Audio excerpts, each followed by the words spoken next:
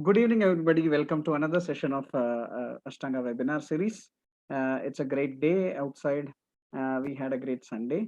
And today, the COVID-19 pandemic is it has become a common household name because we've gone through the pandemic for the past 2 years now. COVID-19 pandemic is unique and unusual in several aspects of our lives. The global momentum is unabated, and while a third wave is anticipated, having strong immunity and sound mental health is the key to fighting the rapidly spreading disease. Yoga focuses on strengthening the immunity and providing effective, accessible, and affordable means to fight the negative impacts of COVID-19. So, Ashtanga invites you for a special webinar session on role of yoga in COVID-19. So, before that, I would ask the Executive Director of K.S.Varier Ashtanga Ayurvedics to kindly put in a few words about Ashtanga. Thank you, Dr. Girish. I'm proudly privileged to introduce K.S.Varier Ashtanga Ayurvedics Private Limited to you all. Started in 1936 by a very unassuming person, a person who had studied Ayurveda for about 5 years in Bangalore, Ayurvedic K.S.Varier. This institution has seen 85 years now. Ayurvedic K.S.Varier never dreamt that our company will grow to this level, but he started the roots and he sowed the seeds for us to follow. So he left us in 1990 with a legacy that we have to live up. He has given us this legacy and asked us to follow this. So here we are continuing his journey. He started in 1936, went through a lot of travails. He even did animal Ayurveda.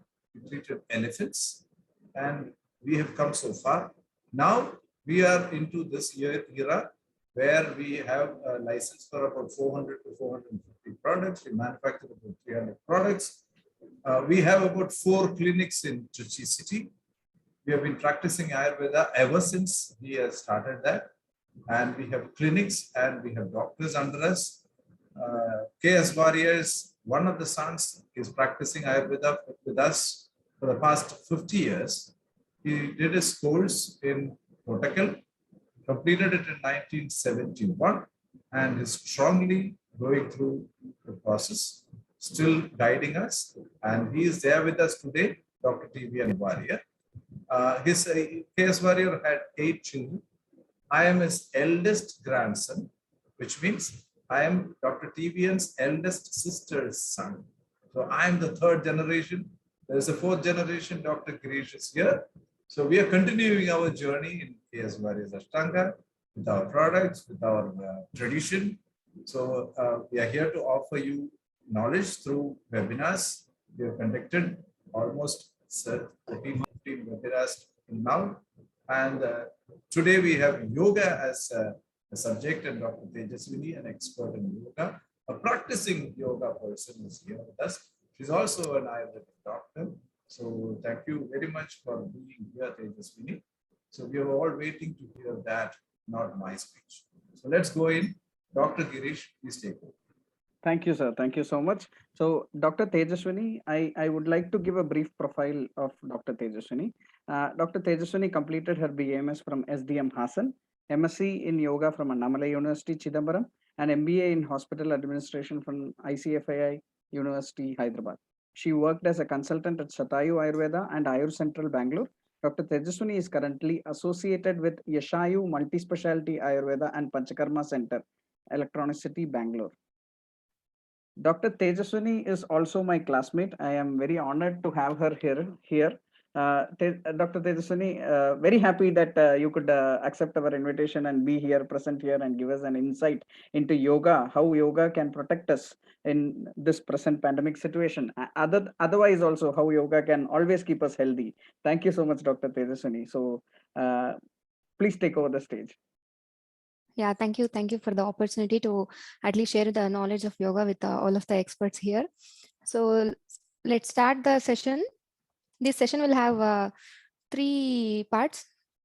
That the first part is about the COVID-19 pandemic. I think most of the people are very much aware of the COVID pandemic. So let's start the session now.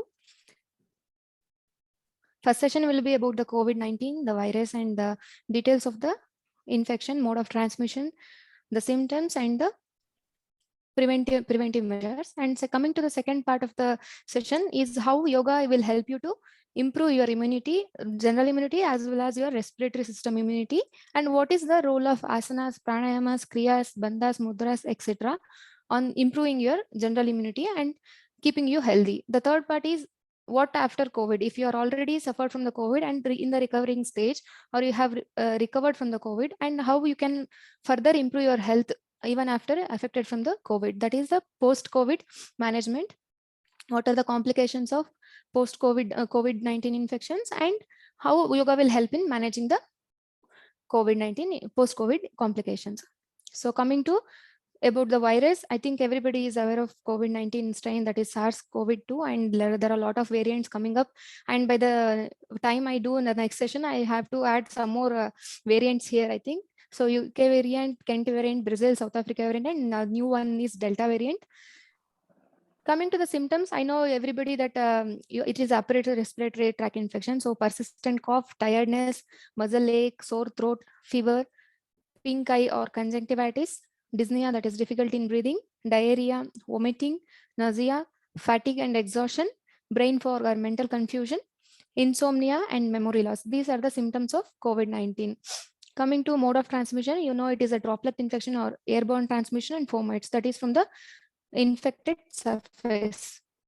Coming to mode of transmission, so it is RNA virus. As you all know that from the droplet infection, it enters the host cell by endocytosis or membrane fusion. It has 4 proteins, that is SMEN, that is spike, membrane, envelope, and nucleocapsid protein. The spike help it to attach to the host cell, and when the replication happens in the alveolar cell, there will be positive RNAs are converted into negative RNA, and again this negative RNA multiplies and gives a new positive RNAs and new proteins. So from the nasal airway, it will be an upper respiratory tract infection. The incubation period will be 14 days. And during the incubation period, it will be asymptomatic. So you will not be knowing that you are getting infected with the virus. Once it enters the lower respiratory tract infection, in lower respiratory tract, you will be having symptoms like fever, cough, malaise.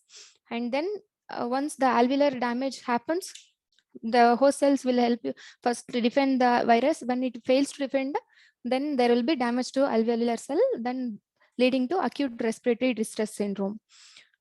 Then how you can prevent? Everybody know that hand hygiene, mask, and social distancing, these are the 3 main barriers to prevent us from getting infected with the COVID.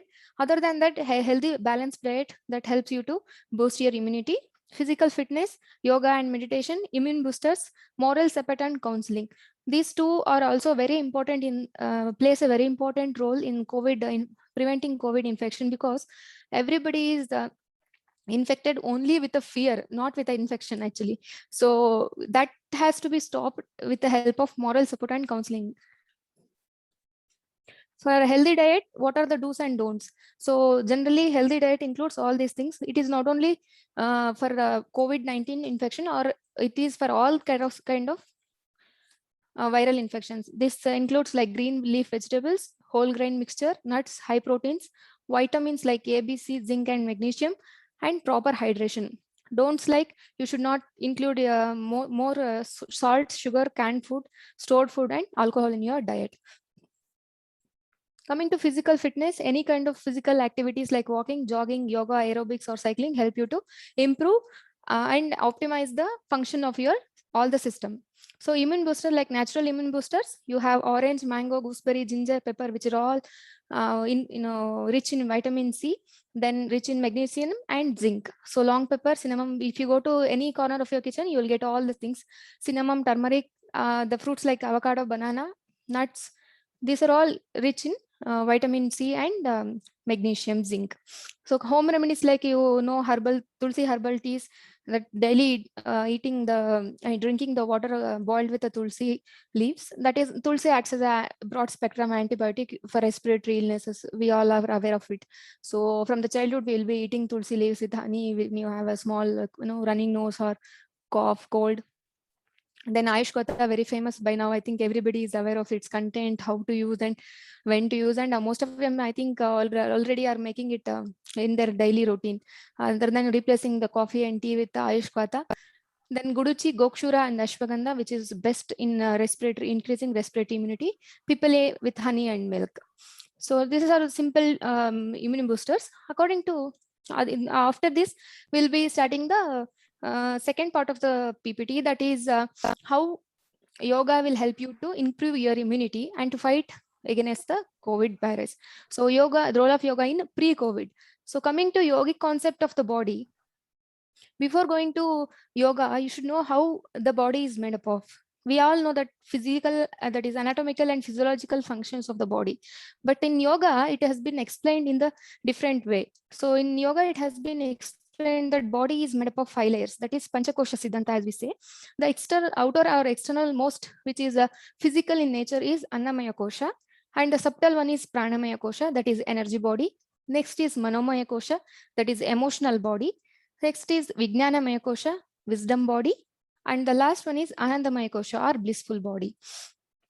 So any disease which manifests in the Panchama, in the body is because of imbalance in any of these koshas. Usually this, when the disease physiology of the disease is explained in yoga, they have told that when you interact with the outer world, you will be having the inputs for the disease, that is for the Manomaya Kosha. So first the Manomaya Kosha get affected. Like for example, if you're interacting with the world, you will be having the stress, anxiety, such things. So the imbalance in the Manomaya Koshas, imbalance, that's the prana flow, that is the energy flow in your body, thereby affecting the organs in your body. So Annamaya Kosha is later affected and leading to manifestation of disease. So Annamaya Kosha is made up of Panchamahabhuta, that is the gross structures. And the balancing the Annamaya Kosha is through asanas, kriyas, diet, and relaxation. And for Paramaya Kosha, they have been explained pranayama, that is a most vital key for all the Pranayamaya Kosha diseases. And for Manomaya Kosha, they have explained meditation and devotion. For Vijnanamaya Kosha, counseling. And for Anandamaya Kosha, Karma Yoga, that is act without expecting the fruit of action. What Krishna has told in the Bhagavad Gita, that is Karma Yoga, without any expectation, undesiredful act. It will help you to be in the blissful state and to enhance your blissful body. So yoga for pre-COVID, what are the yogas we can do for pre-COVID? That is to prevent the COVID or just to improve your general immunity and as well as your respiratory immunity. So what are the asanas, pranayamas, mudras, kriyas, and how meditation and yoga nidra helps you to prevent yourself from falling sick? How does asanas affect our immunity? So it has 3 effects, that is on the sharira, that is body, and prana and manas. Coming to sharira, at the physical level, it actually improves your muscular, if improves your flexibility of the joints, releases muscular tension, maximizes the flow of energy, and removes the friction. And at the cellular level, if you go to physiology of asanas, each and every asanas help you to release the cellular exhaustion and increases the blood flow and oxygen to the tissues. Thereby, it reduces the accumulation of free radicals. So when you think of a asana, it's just not a physical bending or just not a physical exercise. It acts on your cellular level. At the muscle level, it reduces the stiffness and rigidity, and it helps in both contraction and relaxation of the muscles. So helps to maintain the shapes. And at the skin level, it helps to improve the circulation and makes the sensitivity of the skin, and nerve and endings will become razor sharp when you practice asanas, and helps to eliminate the toxins from the skin. Circulation level in the cardiovascular system, it helps you to preferential shunting of the blood, that is fully complete expansion and contraction of the chambers of the heart. And digestive system, it helps in expulsion of excessive wind, that is flatus, maintenance of peristalsis, that is proper momentum of your intestines, and massages all the digestive organs in the abdomen. And in nervous system, it helps you to tone up and improve the electrical transmission of the nerves. That is conduction of the nervous system will be improved with the asanas.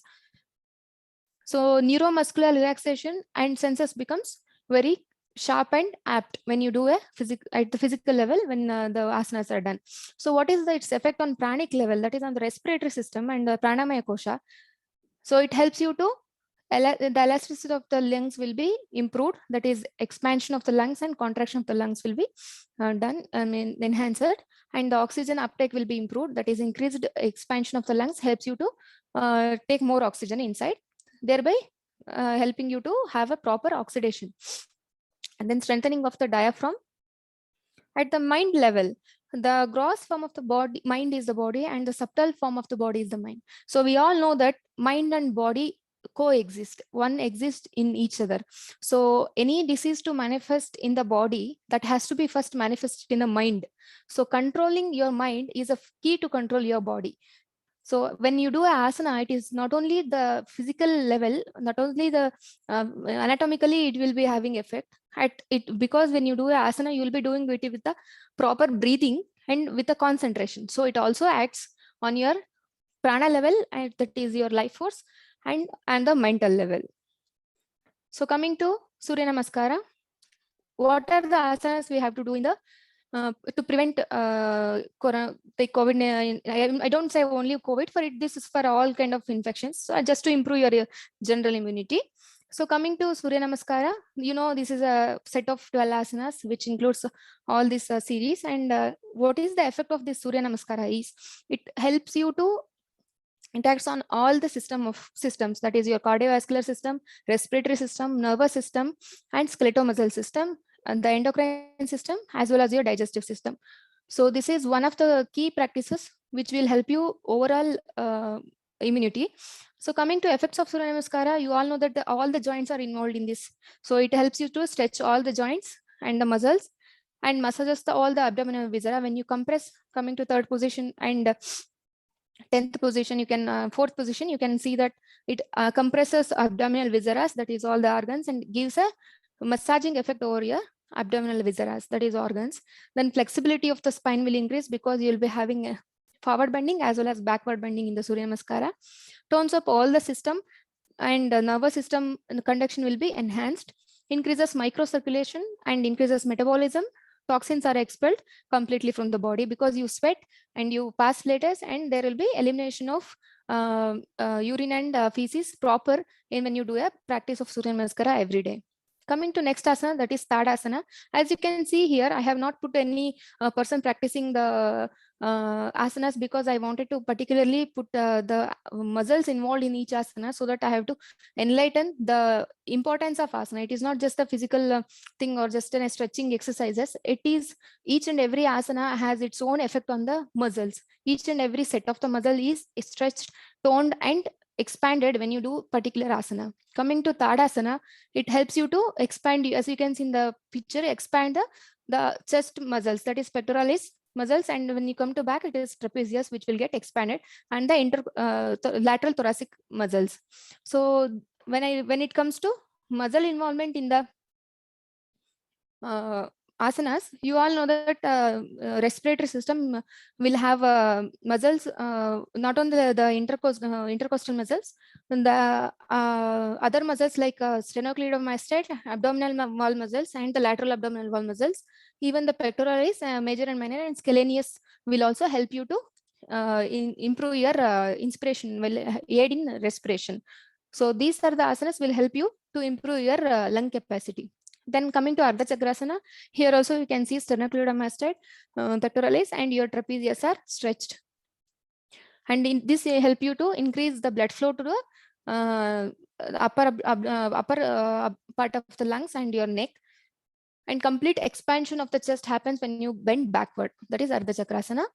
Coming to Ustrasana, the most important part in asana you have to do to improve your lung capacity, where you, the apex of the lungs and the other muscles like scalenus and the intercostal muscle, psoas major, will be stretched when you do Ustrasana. Then Vakrasana, the right spine muscles, rhomboid muscles, and the splenius capitis. Gomukhasana, in the Gomukhasana, subscapularis, triceps, and the lateral latissimus dorsi muscles will be involved when you stretch your hand upwards.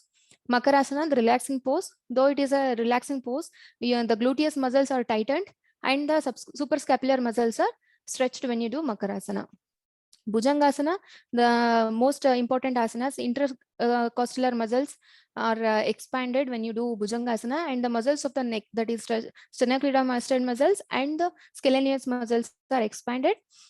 And the diaphragm is affected by when you do a Bhujangasana. So stretching of the diaphragm, which will help you to expand the chest capacity, will happen when you practice Bhujangasana. Dhanurasana, again in Dhanurasana, the major in muscles involved is pectoralis major, deltoid, and the gluteus maximus. It helps you to open up the chest to its full capacity, and the rib cage is expanded to such an extent that the lungs will have a massaging effect, and the increased circulation to the lungs will happen when you do Dhanurasana. And next, Simhasana, the forceful expellation of the breath will happen when you do a Simhasana, because you will be doing an active exhalation when you practice Simhasana. So complete emptying of lungs happens when you practice Simhasana. And Sarvangasana, as the name suggests, it is a asana which will help to massage all the parts of the body.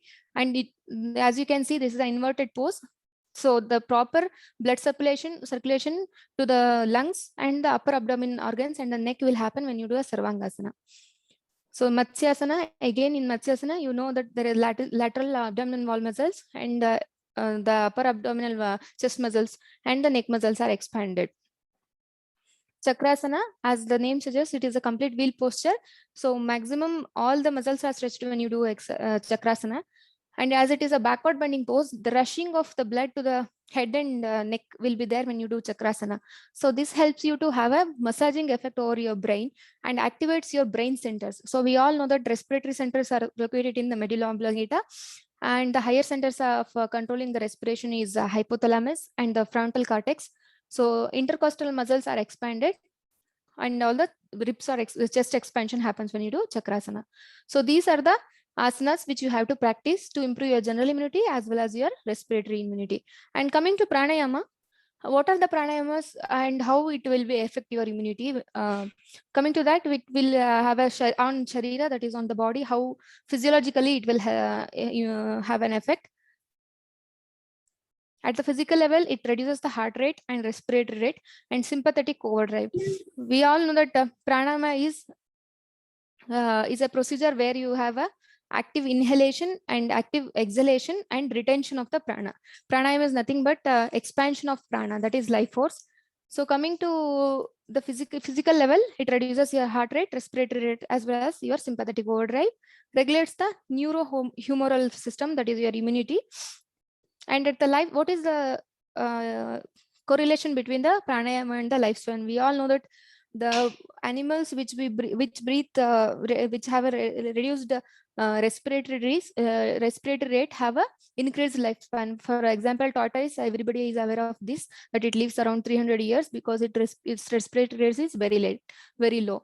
So when there is a number of respiration decreases, the metabolism also decreases, and therefore the metabolites, that is the end product of the metabolism, and the waste products which is produced after the metabolism, like free radicals, will reduce. Once the free radical is reduced, your aging process is reduced. So once the aging process is reduced, your lifespan will increase automatically.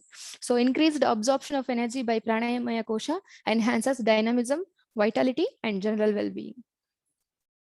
Coming to mind level, so pranayama is the best thing to reduce stress. Everybody know this. So it increases attention because you will be focused your attention towards the breath when you practice pranayama. So it is unconscious and awareness breathing. So it increases attention, induces calmness and content state of mind, enhances creativity.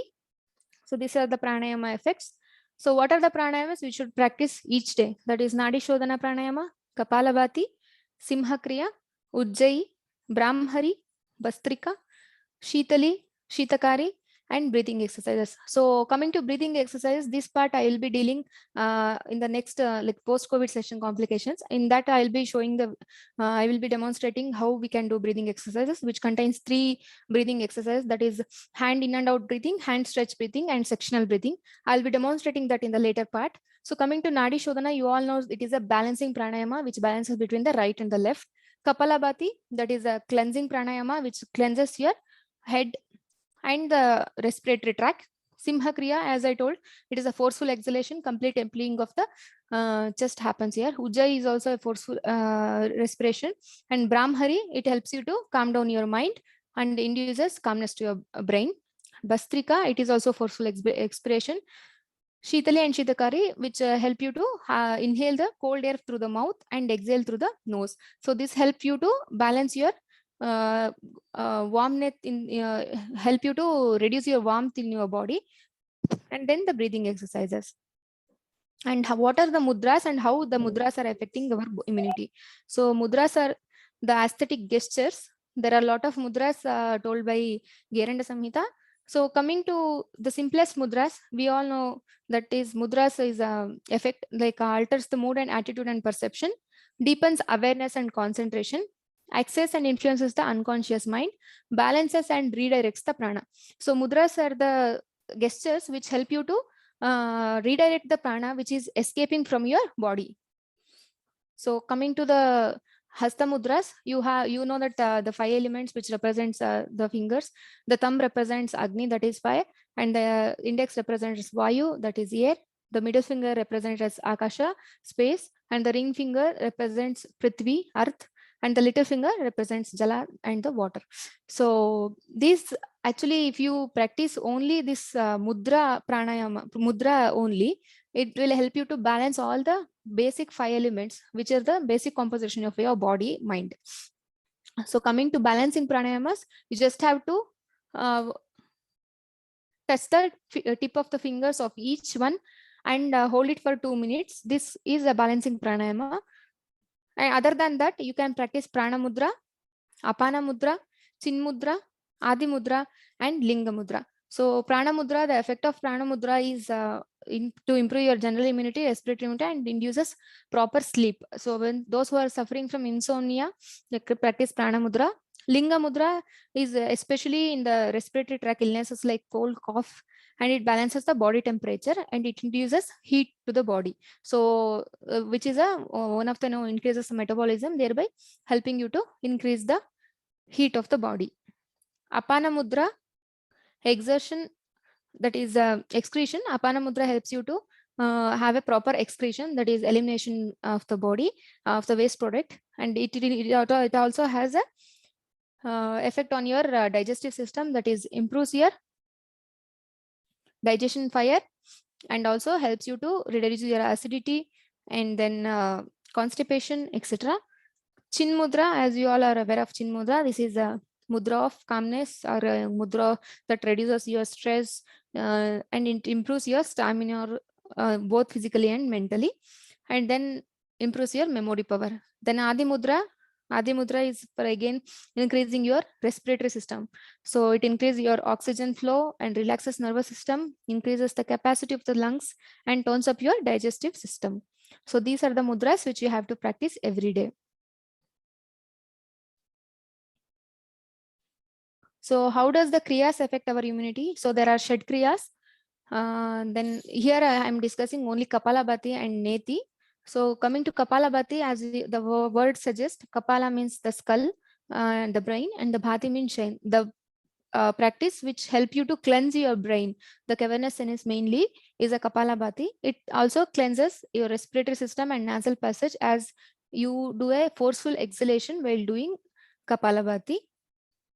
Removes spasm in the bronchial tubes and purifies the frontal region of the brain. You know that frontal cortex is the highest center of your respiratory center to control your respiratory system after your hypothalamus and your medulla oblongata. And elimination of carbon dioxide in the large scale. So neti, there are 4 types of neti: Grita neti, Dugdha neti, Sutra neti, and Jala neti. So here I am only focusing on the Grita neti. Neti is a upper nasal cleansing, purifies the structures of head and neck and removes the hypersensitivity of the nasal passage. So just applying a pinch of, you have to just dip your fingers in the ghee and smearing the ghee inside, that is a gesi cow ghee inside your nasal tract, is also a simplest way to improve your respiratory immunity. So that is a Grita Neti. So meditation and yoga nidra, as you all know that immunity is suppressed when you have a stress. So stress directly acts on your nervous system and releases the corticosteroid hormones and the noradrenaline, thereby reducing your immunity. So keeping yourself calm and improving your reducing your mental stress is through meditation and yoga nidra. The deep relaxation techniques will help you generally in increasing your immunity. So coming to post-COVID complications, these are the things which we discussed to prevent the disease. Once you have already affected by the disease, now what I have to do? I have already suffered from the COVID and I am in a recovering stage. So in that thing, how yoga will help me? If you ask me like that, so we'll go to the last part of the presentation, that is post-COVID complications like difficulty in breathing, tiredness, muscle ache, brain fog or mental confusion, fever, chest pain, diarrhea, stomach pain, palpitation, pins or needles feeling, that is pricking type of sensation all over your body, insomnia, rashes, and change in the smell or taste, change in the period cycle. The few symptoms will be there in during the COVID period, which will continue even after recovering from the post COVID infection. So how yoga will help you to overcome these COVID complications? So what are the yogic management of COVID? Actually, the aim of or the objective of this post-COVID management is to reduce the stress, that is post-traumatic stress, even after suffering from the long-term disease, and to increase the physical strength, better expansion of the lungs, and reduce the pain, that is general joint pains and even the muscular pain, and enhances the proper sleep, and to reduce and to improve your mental stability. So once you have suffered from the COVID, you will be having short-term and long-term post-COVID complications, because when you suffered from the COVID, it affects all the three koshas, that is Annamaya kosha, Pranamaya kosha, and Manomaya kosha. So long-term effects like post ICU syndrome will also be there when you are recovering from the post COVID infections, like because of isolation and infection and medication, you will be having severe weakness. That is a common complaint which everybody is aware of, that like if you once are suffered from the COVID, you will be having severe weakness and difficult in problem with thinking and judgment, that is brain fog, and post-traumatic stress disorders. So in this post complication, we will be having yogic management like asanas, because of the weakness, you will not be having the strength to practice all the asanas in a standing position. So those who cannot practice in the standing position can also practice these asanas in the sitting position, like mainly tadasana, urdhva hasta uttanasana, then uttana mandukasana, ustrasana, shashankasana, simhasana. These are the asanas which you can practice even after affected from the COVID. This will also help you to improve the general stability, expansion of the lungs, and relaxation of your nervous stress. Pranayamas like Nadi Shodhana, Ujjayi, Brahmari, Bastrika, and breathing exercise, which we have discussed last time. So here I'll be demonstrating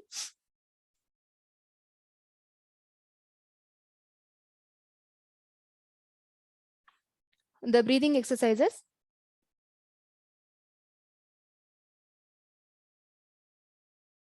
Before going to mudras, so let me explain you the breathing exercises, that is hand in and out breathing, hand stretch breathing, and sectional breathing. So if you can hear me, like if you can see me, just unmute and say how, if you're able to see my position now. Yes, doctor, we are able to see you. This is hand in and out breathing. So just you have to keep your hands in front of your chest with the palms touching together. So while inhaling, you have to expand your hands. Inhale and expand your hands sidewards, how much ever is possible for yourself, so that your chest gets completely expanded. Exhale and come back. That is your hand in and out breathing. Coming to hand stretch breathing, this you have to practice 21 times. All the practices you have to do 21 times. Coming to hand stretch breathing, you have to keep your hands interlocked and in front of on the chest.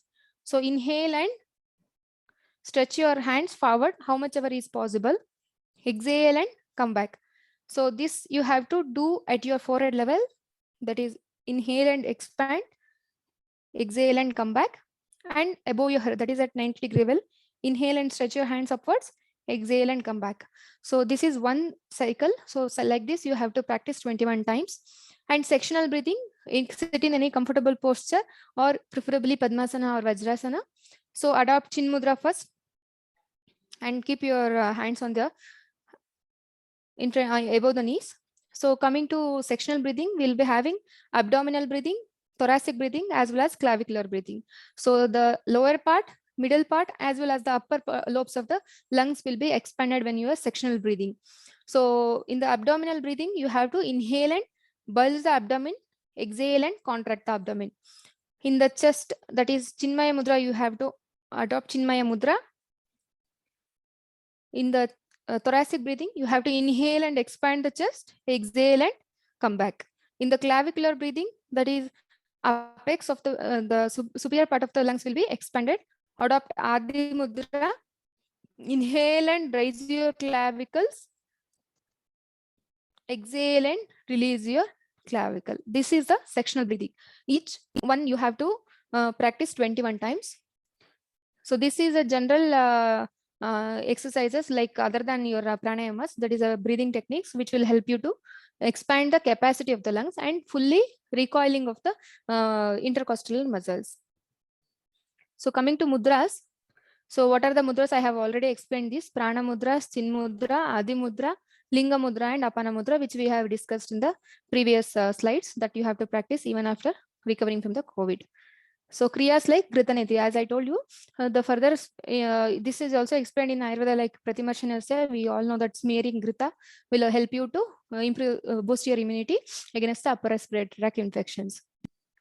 And meditation and Yoga Nidra, like meditation, a simple meditation called Om meditation, that is 21 times chanting Om is more than enough to improve your general stability, that is physical fitness, and to reduce your mental anxiety.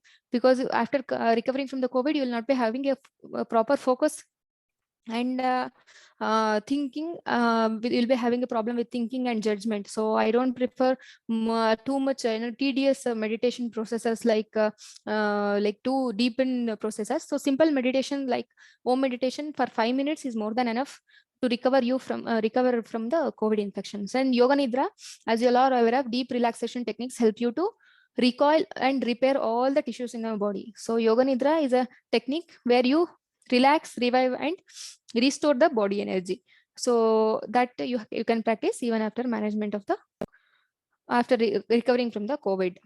So this is a interactive session. So here I end my slides. So anybody who is having questions can come up with that. So hope I satisfied you with the little knowledge of me about the yoga. Thank you, doctor, for that short and sweet session. We have quite a few questions coming up one by one. So, first of all, there is an acquaintance of Ashtangas, one Mr. Umashankar from the US, who had put forth a question which Mr. Yashaayu has put forth that question here in the chat box. So what are the asanas ideal for Sharat and Hemanta? Sharat in the US is directly winter, after summer, unlike monsoon preceding autumn in India, and Hemanta would be partly later part of autumn and first part of winter. How do these poses help in specific doshas? Anything else other than asanas that would help? So this is the main question from Mr. Umashankar. Yeah. You can also stop sharing the screen. Yeah, sure. This I want because at the end I wanted to conclude something. Okay. Okay, let me answer this question and then I'll be stopping the screen share. Sure, so coming to Hemanta Rutu and Shishira and Hemanta, right? Yeah. So winter, actually the asanas best suited for winter are all the asanas, that is Surya Namaskara, which will help you to improve the stability of the joints, because there will be stiffness induced when you have a winter, and the difficulty in movement of the joint will be there. So to reduce that, the best asana is Surya Namaskara, which because it involves all the joints.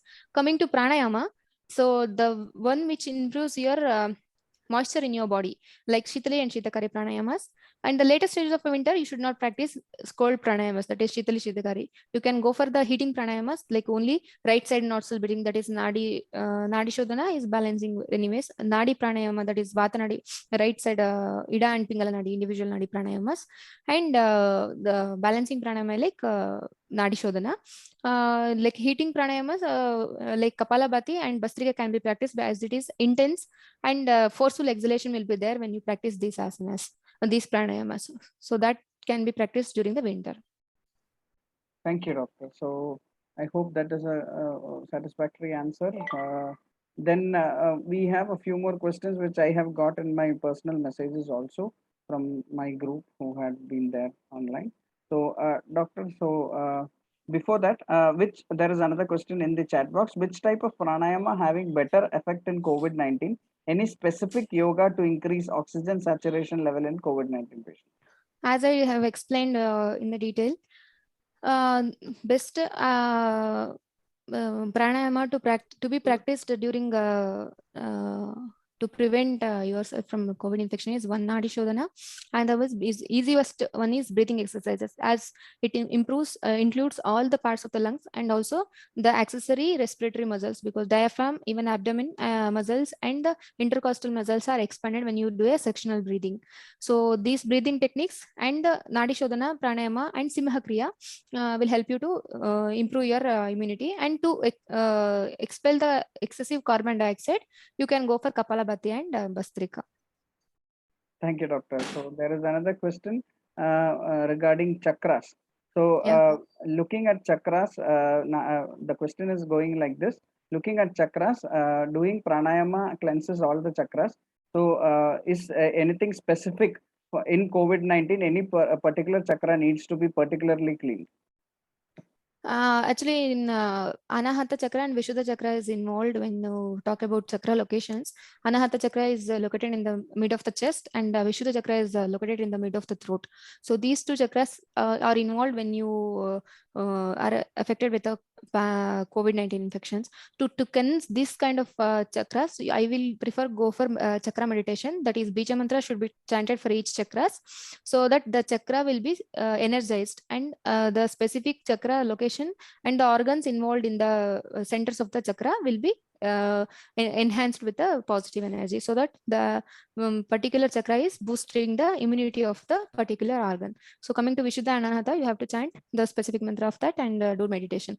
Pranayama doesn't have any role in it helps in balancing the energy. It will not specifically act on each and every individual chakras. So balancing pranayama can be practiced to improve the prana flow in all the chakras. Thank you, doctor. So another question is, I am a patient of asthma. I was also diagnosed with TB when I was a child.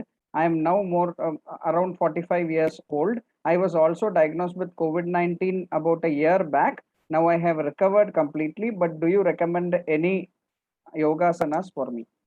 Yeah, you can practice all the yogasanas which I have listed in the post-COVID complications. If you have a weakness, severe weakness. Other than that, if you have a proper stability, you can practice asanas, which I have told in the first session, that is preventive aspect of the COVID.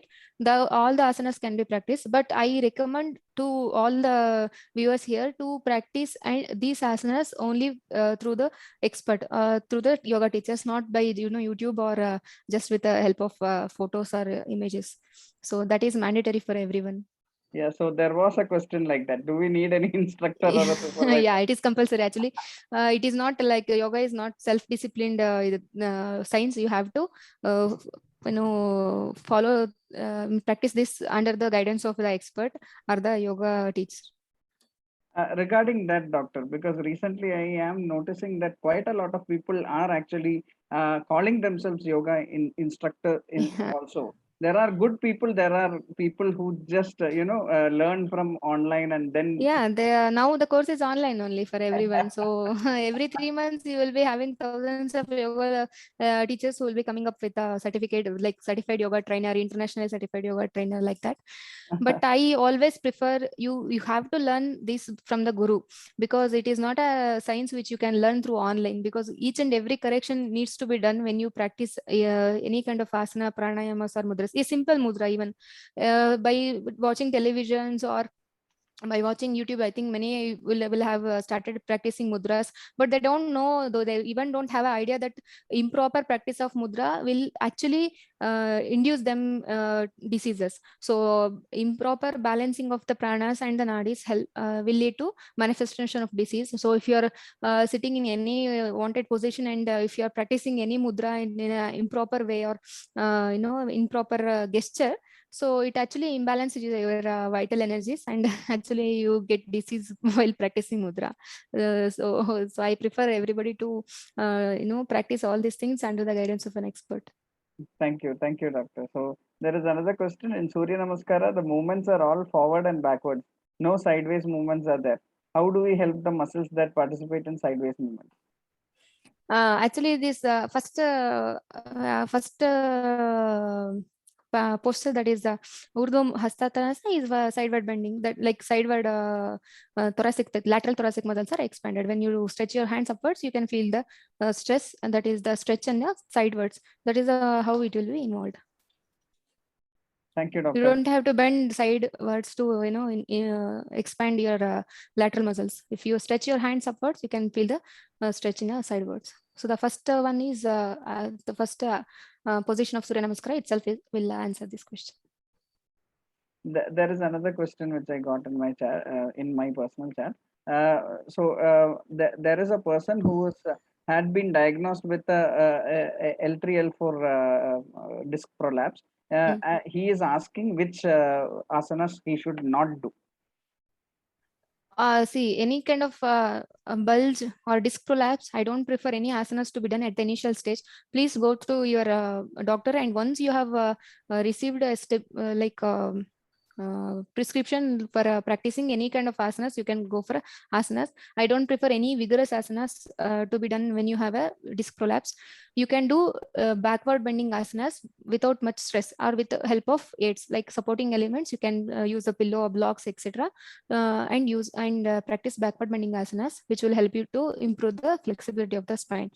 Other than that, I actually insist for back pain and those who have lumbar disc prolapse or bulge or intervertebral disc prolapse or something like that, please don't do yoga at the initial stage, because there will be a lot of inflammation at the site, and there will be a lot of pain, and the nerve compression will already existing in there. And if you again practice asanas and give stress over the muscles and the spine, it will further damage the disc and help you to it will damage your disc. So first you recover from the disc bulge, because it is anatomically is not fixable, I know, but if the pathology is fixed first, if you have received the treatment, only after the treatment is received and once you are stable with the pain, you practice backward bending asanas with an expert, because any vigorous movements will also actually increase the disc bulge and prolapse. Thank you, doctor. There is another question from another doctor. So Ashtanga Hridaya states that Ardha Shaktya Nishevyastu Balibihi Snigdha Bhojibihi when talking about exercises. So Yes. in asanas also, how do we identify this Ardha Shakti? There also he also told it is very much clear that if you get perspiration at the tip of the nose in the front of your head, you have to stop your asanas. That is all. Okay. In the Ashtanga only it has been explained. Thank you, doctor. Thank you.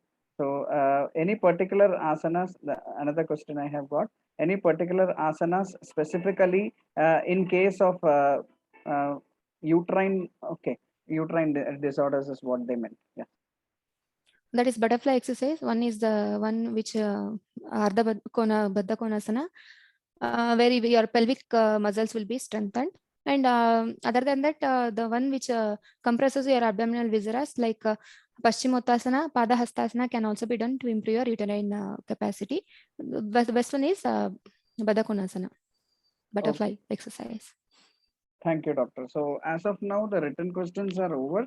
I would like to ask if anybody has any other questions. So if you want to ask directly, also you can ask. Unmute yourself and ask. Or if you want to put it in the chat box, that is also welcome. So I don't think as such there are any more queries from anybody. So everybody, there is a feedback form which you can fill up. It will help us to give you the certificate for participation. Please share your feedback via the link which is put forth in the chat box. Everybody, please look into the chat box. You can see the link for the feedback form. Kindly put your feedback through the feedback form. Yes, Dr. Tejaswini. Yeah, to conclude this session, I would like to just talk few words about this slide. So the newly coined term that is called Psychoneuro Immunology is a field of study right now in the yoga and as well as in the improving your immunity. That is Psychoneuro Immunology is a field where the mind is used to improve your defense against the disease by acting through the nervous system and endocrine system. We all know when you have a stress or any kind of anxiety, any mental disabilities, the stress is carried to the body, and when you have emotional stress, etc. So these are the hormones when produced will repress your immunity. So thereby it will enable the disease to be manifested. So this is a field where using the mind, that is mental faculty, like pranayama, mudras, bandhas, and the meditation to improve the capacity of the mind so as to fight against the disease, thereby improving the immunity. So I want to conclude this session by this, and at the end of the session, just a few words for all those who are participating in the session. So what are the things I have told? I think too many things to be practiced every day. So I think everybody will not be having time to practice all these things. So I just want to conclude with a short note that what are the things you must practice every day just to improve your immunity. So coming to their asanas, I always prefer Surya Namaskara. So 12 rounds of Surya Namaskara is a small 20 minutes practice, like 12 rounds of Surya Namaskara, and Nadi Shodhana Pranayama, Kapalabhati if you have learned, otherwise only Nadi Shodhana Pranayama and breathing exercises which I have demonstrated. In coming to mudras, all the balancing mudras, the tip of the fingers should be touched like this, like this. Each finger you have to touch the tip. Tip is for balancing. So if you balance all the Pancha Mahabhutas from the hand, that is a balancing pranayama. Other than this, you have to practice prana mudra and the meditation, that is Om meditation. This is actually a short practice which you can incorporate in daily life. For about 20 minutes it will take. So I think this is more than enough for you to help yourself preventing sick from any kind of disease, not only for COVID, any kind of disease.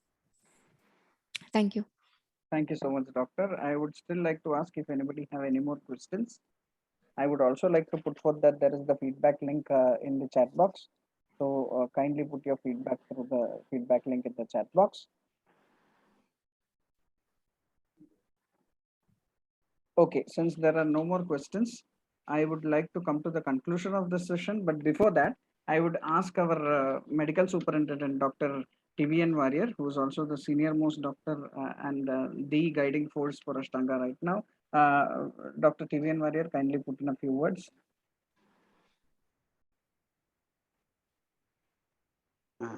Hello, Dr. Tejaswini. Namaste, sir. Namaste. Of course, very nice presentation, practical presentation. At the same time, just I want to have a clarification from you. That is, in Shuddhi Karma, that is Neti. Neti, you have mentioned only that, detailed only that Grita Neti. Yeah, because other netis like Jala Neti, Sutra Neti, Dugdha Neti should be practiced only under the guidance of experts. So I don't wanted to mention that because all these things you can practice by yourself. Okay. So why we have not mentioned about the Taila Neti? Actually, in the classical, no, actually in Grita Neti is a preferred one. because of the composition of the grita. It is not because Taila is banned for practicing this. And which Taila is Shrestha for Neti, we have discussed in the Ayurvedic aspect. But when it comes to yogic aspect, they have first explained the Jalaneti. Jalaneti, salted water, is the first thing to be done, practiced, because the salt, as you all know, it acts as an irritant, and it helps you to cleanse your nasal epithelium, and prevents the nasal what in hypersensitivity of the nasal epithelium will be cured when you do Jalaneti. And coming to Sutra Neti, again, the hypersensitivity of the nasal epithelium should be managed, so that for the same reason the Jalaneti irritant should be used. So Jalaneti, Sutraneti, Dugdhaneti, and Gritaneti, as I explained. In the why they have only explained Grita, not Taila, is because of the composition of Grita and its sustainable, its capacity to be used for all the composition of the body. So Grita can be used, and it's a best available source of lipid source, which will help you to prevent the upper respiratory tract infection, not the Thailas. Okay, very good. Thank you. Thank you, sir. Right. Thank you, sir. So I would Okay, right. ask our Executive Director, Mr. K.S.Varier, to put in a few words on the session.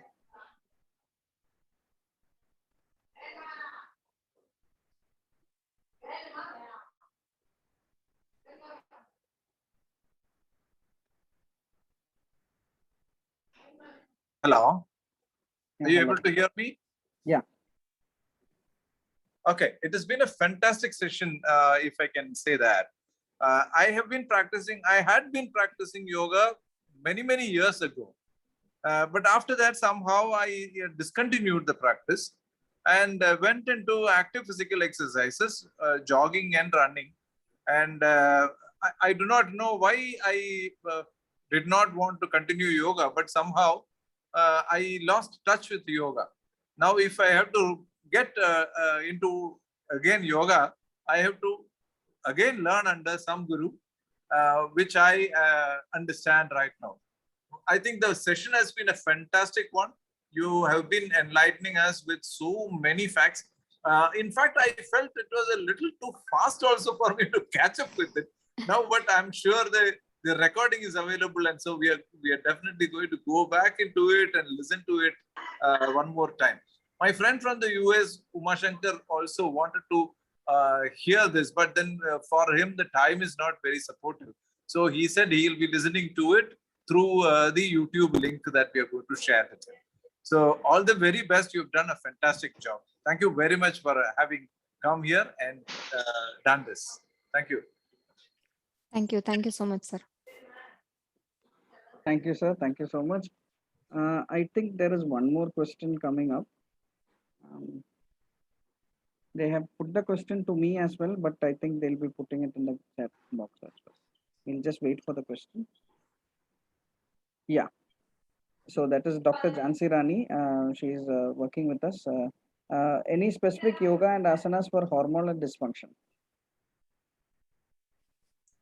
See, hormonal dysfunction is a wide term. If you're referring it to the respiratory, like reproductive system, then you can practice whatever I have told, like Baddha Konasana and the asanas, which help you to improve your uterine system, like your reproductive system. If you're talking about general, in general, the asana like Surya Namaskaras and yogasanas, which will help you to improve your circulation to the brain, because all hormones are secreted and controlled by the pituitary and pineal gland. So the inverted asanas like Sarvangasana, Matsyasana, and Chakrasana, all these things can be practiced to improve the hormonal dysfunction. Thank you, doctor. So I think Dr. Jhansi Rani as well as Dr. Kritika, in the name of Kirti Janakiraman, you can see here, as well as Dr. Vignesh. We are, all of them are present here in this session. There is Specifically, Dr. Kritika and Dr. Jansi Rani are practicing very successfully in case of importance, and they are giving good results with patients. So I think they must be asking about their reproductive system as well. So thank you so much for that answer. Any more questions from anybody?